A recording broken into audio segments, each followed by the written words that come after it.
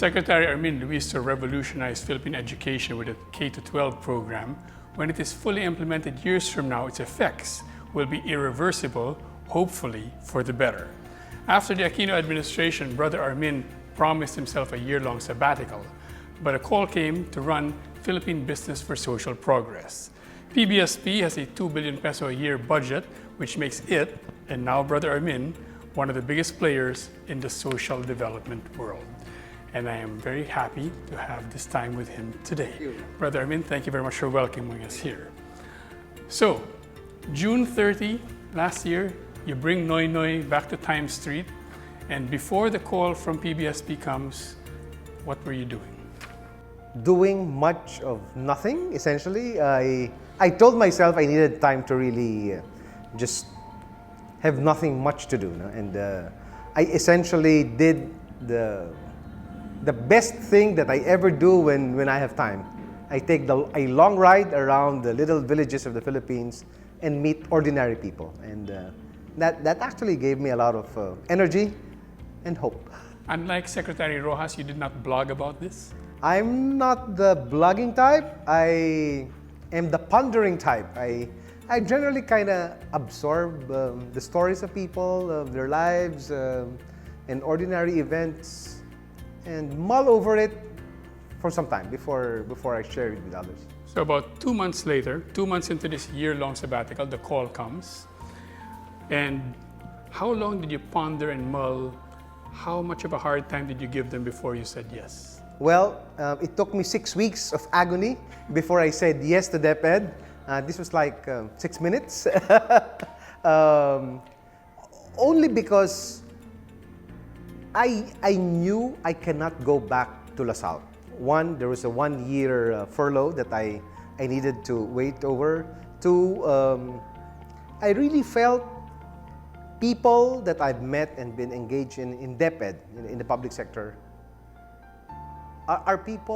is the sector that I want to continue dealing with directly. And PBSV, as the biggest NGO, as it were, in the Philippines, provided me with that platform where I can continue relating and engaging in the same issues of poverty, gaps that I wanted to be part of. You didn't think that everything you learned over 6 years in DepEd, you could bring back to your first love, LaSalle, and do things there to improve LaSalle, expand LaSalle. In 2000, you helped set up LaSalle in Indonesia. To be honest, it seemed irrelevant to me from the perspective of coming from DepEd. It seemed that LaSalle had a life of its own, not necessarily removed from what's happening in the Philippines, but LaSalle will thrive without me, and that's the truth. There were many leaders in LaSalle, and there is a momentum there that's ongoing. I felt life brought me somewhere else, and my conscience did not allow me to just leave it like that. I felt I can continue to live, pray, and eat in LaSalle. That's a community of brothers that stay in the campus, but I can be the connector, the link with what's happening outside, especially the poor. You spent, I would guess, about 2,000 days as Secretary of Education. During that time, there must have been no shortage of experiences and sights and reports that saddened you, angered you. What do you remember most? Names and faces of students and teachers who, though coming from the farthest and the most remote communities and maybe the most challenged in terms of resources, continue to inspire me even now. I have seen real heroes, very committed teachers who shell out from their own hard-earned salaries a notebook for their own students, would put up the ceiling of their own classrooms because their students were experiencing so much heat in the noonday sun.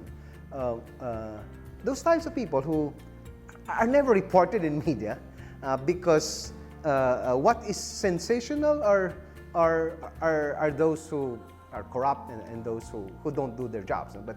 But I carry that inspiration of real people, real heroes who I know were running the department, and allowed me to continue to believe that there are good Filipinos, ordinary Filipinos, who allow the country to move forward despite bureaucracy. In terms of teachers and students, is there a name or a face that either haunts you or inspires you? Several of them, but I will never forget teacher Lorna, for example, who was with our students somewhere in Pangasinan when a man with a homemade bomb was placed on the teacher's table, who stood her ground, talked with this madman, this policeman, and waited it out calmly so that the rescuers would be able to come and he would be surrendering on his own. I remember a teacher whom we newly hired in Zamboanga, who was stabbed at the back by a madman, also who came into the campus. She was from a Muslim family who died with that stab wound on her back because she embraced her students so that her body can be a human shield against the attacker. Several of them, people who I knew were so much more committed than myself, and we would never hear of. Is that why you couldn't go back to LaSalle? LaSalle provided me with the launching pad to meet students, teachers, and even the poor. And I don't think my commitment is to go back to that launching pad. My commitment is to continue that journey, wherever that will bring me. But wherever I go, fortunately or unfortunately, I bring with me my LaSalle background and baggage. And I suppose that's part of both the gift as well as the baggage that I have with me. So when PBSV started about 50 years ago, the idea was all these companies would contribute, I think, 5% of their net 1%. profit, 1% of their profit, Net profit. and PBSV would do projects. Over time, PBSV figured out how to get money on its own, a lot of it from outside, did its own projects. Companies wanted to do their own CSR, but would partner with PBSV, I guess using PBSV's experience and expertise sometimes. And that's what PBSV looks like now. When you got the call to run PBSV and you looked at it, I don't know how familiar you were with it beforehand. What excited you? 46 years ago, it was unheard of for a for-profit corporation to actually do something for the community. Maybe they did, but it's like running a Christmas party and distributing dole-outs. But PBSP was a leading light, a visionary, bringing together for-profit corporations to do something for national development. I was enamored by that vision and realized that the Philippines 46 years ago had great men and women who saw what real business should be doing good for the community. And I figured this kind of legacy should not stay just like this. It is worth my while to, first of all, learn from the whole story of that 4 decades of experience of serving the people, but also be confronted with the fact that why do we still have the poor with us? I mean, I come from a 6-year experience of doing what I can to build all of these educational system and schools in the remotest areas. PBSP has this 46 years of experience of pulling all of our resources, partnering with government, and helping the poor. But there are more poor people now than 46 years ago. Well, your boss did say that the poor you will always have with you. And that is why, that this is a compelling mission for me.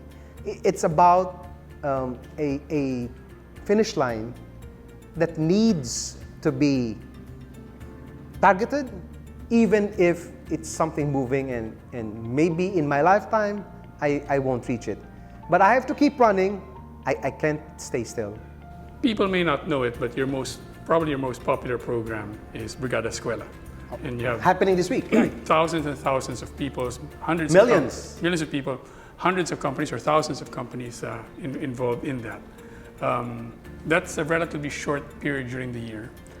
Of all the other programs, what excites you here in PBSV? What do you think holds the most promise? In DepEd, I've learned and was blessed with the opportunity to meet competing companies, sectors that normally are rivals and don't talk to each other. You're bored like that. Yes, in PBSP. But given a venue where a common problem is presented, Filipinos, even if we are known to create our own associations because we don't like each other, can actually come together. I've seen that specifically in DepEd during times of disaster, when there are no rivals, there's no green, there's no blue. We all come together and we say, this is a problem. We pitch in. In PBSP, that's precisely the kind of work that we do.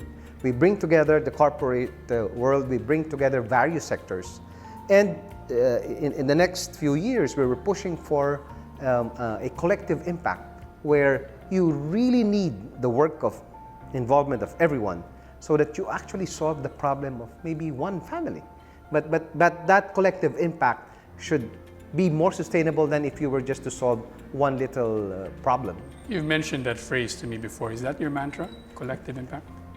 We've realized in PBSP that in the past we may be doing 100 little projects, but the impact of that is so small unless you pull together those little projects into one collective whole. And we felt that maybe the next stage of really helping a sustainable kind of program is when you look at a way of responding to a problem in a collective fashion. You talked about how the private sector steps up. When you look at the private sector now, is there an area or is there a methodology that they can perhaps easily ramp up their efforts even more to strike a blow against poverty? Well, we're in this big project of zero extreme poverty by 2030. And rather than talk about just statistics, part of the alliance is actually identifying 1 million of those in extreme poverty households and actually helping them over a period of 13 years up to 2030 so that they are moved up from extreme poverty to one that gives them a dignity of life. Obviously, PBSP and the CC Foundation, our partner, cannot do it alone. So we have this whole network and whole alliance that will allow even ordinary Filipinos to help these households in their own little way. One program that's part of that is PBSP's own crafted concept to educate at least 100,000 of those 1 million households so that they can reach and graduate with a college degree, especially if they come from families where no one has ever reached college. That's critical for us because all the studies tell us that if there's at least one child in the family, immediate family, that finished college, the whole family is brought out of poverty. And we want to prove that. We live in a testing time. We have the poor still with us. On top of that, we have lots of reports of human rights abuses. And we have a president who is very popular and whose statements, and the statements of his followers as well, can be interpreted to mean condoning the kinds of human rights violations that we hear reports of. From your experience, both religious and otherwise, how would you counsel people to approach or address that? First of all, your description is very kind. But seriously, I am very worried about what is happening to the country today. I'm also very anxious because I don't think there is a clear response that will be effective given the current environment. Only because I don't think it's something that's purely a Filipino invention. It seems to me that it's a global phenomenon, and we need time to do two things. One, we cannot sit back and relax, but neither can we stand up and fight. I think these difficult times call for a lot of introspection. From a spiritual point of view, and that's a perspective I come from, it requires a lot of a retreat, a spiritual retreat, where you don't confront, but neither do you just back down and say, I cannot do anything in hopelessness and helplessness. The imagery in my mind is the image of Mary at the foot of the cross, standing, not desolate, battered but not defeated, standing in silence at the suffering around us. And that's a perspective I have now. I look around, I don't read the news because it just, to be honest, depresses me a lot. But I take the time in silence to look at what is happening, what people's stories what stories people are willing to share. And in that silence, ask myself, there must be hope somewhere. Don't ask me how we can get to the end of the tunnel. I still am not there. But I will stay in the semi-darkness with hope in my heart, knowing that the light will come and the sun will be brighter than the darkness of the night. You mentioned Mary, and a few weeks ago, before the Pope went to Fatima, you were his advance party. You were there a week or two before him. It was a serendipitous pilgrimage, a quiet one. Yes, and did you get enlightenment or peace while you were there? A peace that He has not abandoned us. A peace that the God of history is with us during this most difficult time, but not the kind of light that tells me where I should go and what I should do. But that is all right for the moment. I think it requires a faith that tells me and those whom I work with closely that we're not hopeless, that in the midst of this anxious times, we can do something. But we need to wait. We need to pray, and we need to not lose hope. Brother Armin Luistro, thank you very much for welcoming us here today. Thank you. Thanks a lot.